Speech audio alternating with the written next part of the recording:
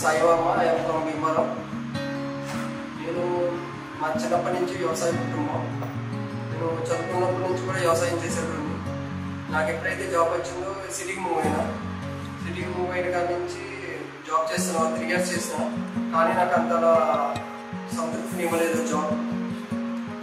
మళ్ళీ నేను వ్యవసాయం మీద నాకు మంచి ఇంట్రెస్ట్ వచ్చింది. మళ్ళీ మా ఫాదర్ చేత ఒక 3 ఎకరాలు లీజు తీసుకుని వ్యవసాయం మొదలుపెట్టాను.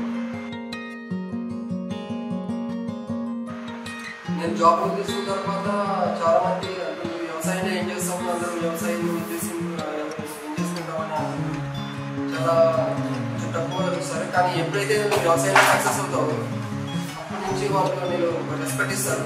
నేను చాలా ప్రౌడ్గా ఫీల్ అవుతున్నాను. ఫార్మర్ కింద ఫార్మింగ్ చేస్తూ మా నాన్నగారికి హెల్ప్ చేసిన తర్వాత నుంచి మంచి సవాళ్ళే ఎదుర్కొన్నాను. చాలా వరకు ఈ పెస్ట్స్ కానీ ఫంగిసైడ్లు కానీ చాలా వరకు సవాళ్ళు ఎదుర్కొన్నాను. అప్పుడే నాకు మా బావగారు కొరమాల గ్రోమర్ గురించి వివరించారు.